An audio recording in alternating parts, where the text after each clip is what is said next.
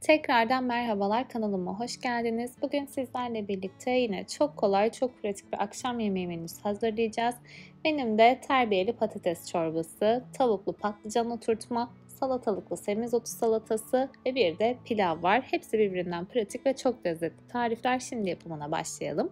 İlk olarak salatayla başlıyoruz. 3 tane rendelemiş olduğum salatalığı bir karıştırma kabının içerisine alıyorum. Üzerine bir kase dolusu yıkadığım ve ayıkladığım semizotunu ekliyorum. Bolca yoğurt ekliyorum. Burada ne kadar eklemek isterseniz yoğurdu o kadar ekleyebilirsiniz. Biraz tuz ve 2 diş de sarımsak ekliyorum. Hepsini güzelce karıştırıyorum. Hepsi bu kadar. Çok ferah ve çok lezzetli bir salata oluyor.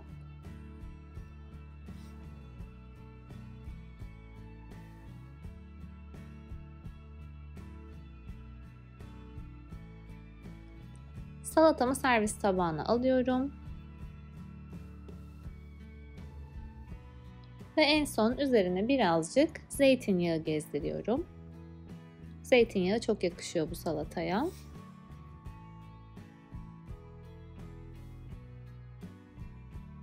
Bitmiş hali bu şekilde. Şimdi terbiyeli patates çorbası yapacağız. Bir tane soğan, bir tane patates, bir tane havuç ve bir yemek kaşığı un kullanacağım ilk etapta.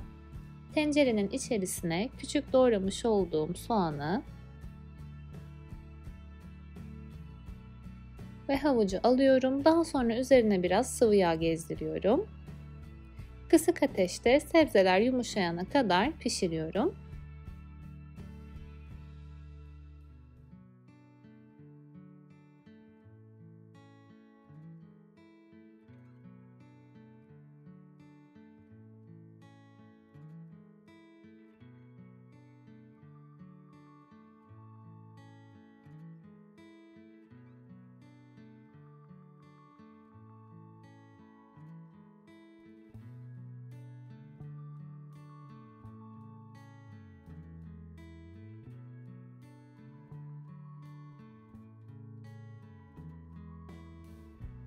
Soğan ve havuç yumuşadıktan sonra bir yemek kaşığı unu ekliyorum. Yaklaşık 2 dakika daha unun kokusu çıkana kadar kavuruyorum.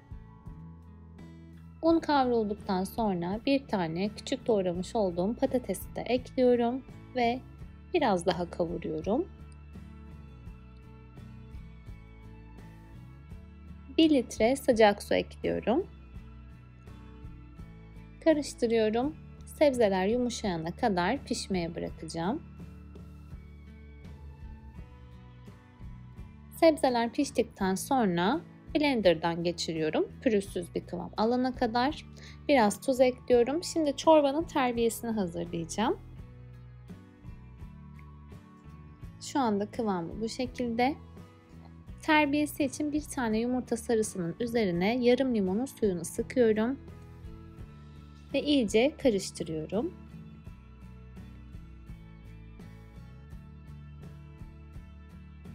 Daha sonra çorbadan 2 kepçe alıp terbiyenin içerisine ekliyorum ki kesilmesin. Terbiyeyi çorbanın içerisine ekledikten sonra biraz daha kaynatacağım ve çorbam hazır hale gelecek. Görmüş olduğunuz gibi kıvamı bu şekilde, gerçekten çok lezzetli oluyor. Mutlaka denemenizi tavsiye ederim. Şimdi pilav yapıyorum. 1 su bardağı pirinci kabın içerisine aldım. Üzerine biraz tuz ekledim. Üzerine geçecek kadar sıcak su ekliyorum. 15 dakika bekleteceğim. Daha sonra tencerenin içerisine 3 yemek kaşığı tel şehriye ekledim. Biraz sıvı yağ ekliyorum. Şehriyeleri ilk önce sıvı yağda kavuracağım. Tereyağını ilk başta koymuyorum. İlk başta koyduğum zaman kavurma işlemi uzun olduğu için tereyağı yanıyor ve pilavın rengi kararıyor. O yüzden en son ekliyorum. Şehriyeler bu renge geldikten sonra iyice yıkamış olduğum pirinçleri ekledim. Şimdi güzelce kavuracağım. Pilav yaparken biliyorsunuz pirinci kavurmak çok önemli. Ne kadar uzun kavurursanız o kadar tane tane olur pilavınız.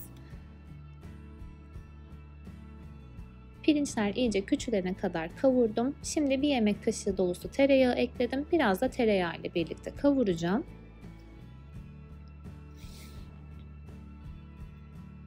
Biraz tuz ekliyorum.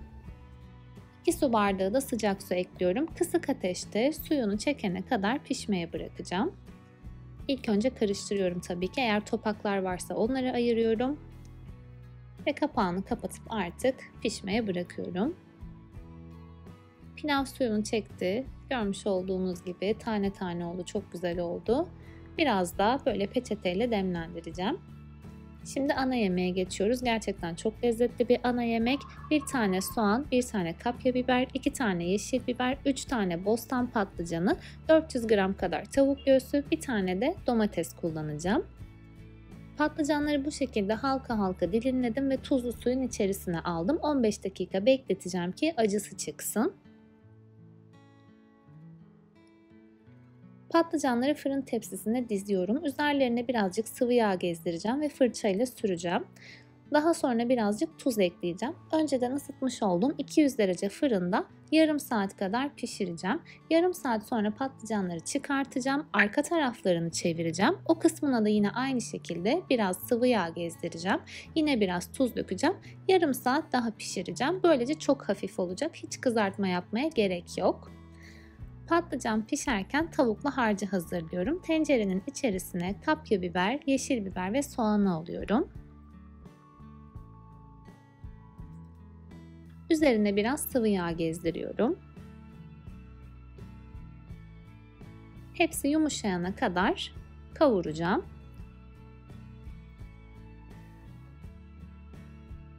Daha sonra 400 gram tavuk göğsünü ekliyorum. Küp küp doğramıştım.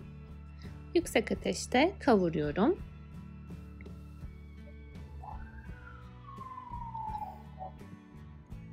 İki tatlı kaşığı toz kırmızı biber koyuyorum. Genellikle salça yerine bu tarz sotelerde kırmızı toz biberi tercih ediyorum. Daha lezzetli oluyor bence. İsterseniz salça da koyabilirsiniz. Tekrardan karıştırıyorum. Ve bir tane küçük doğramış olduğum domatesi de ekliyorum.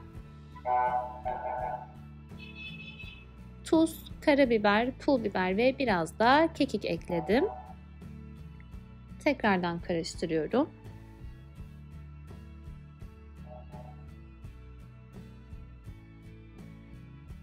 En son yarım çay bardağı sıcak su ekliyorum. Kapağını kapatıp suyunu çekene kadar pişmeye bırakacağım. Patlıcanları başka bir fırın tepsisine alıyorum artık. Üzerine hazırlamış olduğum tavuklu harcı ekliyorum. Dilerseniz bunu tavuk yerine et ya da kıyma ile de yapabilirsiniz. Ama patlıcanları bu şekilde kızartmadan yapınca çok lezzetli oluyor. Hepsini eşit şekilde koyduktan sonra üzerine bolca kaşar peyniri rendesi ekliyorum. 170 derece fırında kaşarlar eriyene kadar, üzeri hafif kızarana kadar bekleteceğim.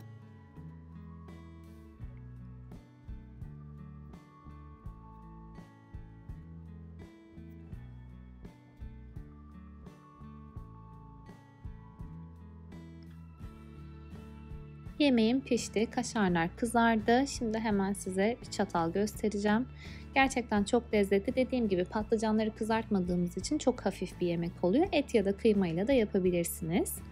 Tüm yemeklerim bitti. Umarım sizlere de fikir olmuştur. Videoyu beğendiyseniz beğen butonuna tıklamayı, kanalıma abone olmayı ve aşağıya yorum bırakmayı unutmayın lütfen. Benden istediğiniz videolar varsa yine aşağıya yorum olarak yazabilirsiniz. Bir sonraki videoda görüşmek üzere. Şimdilik hoşça kalın.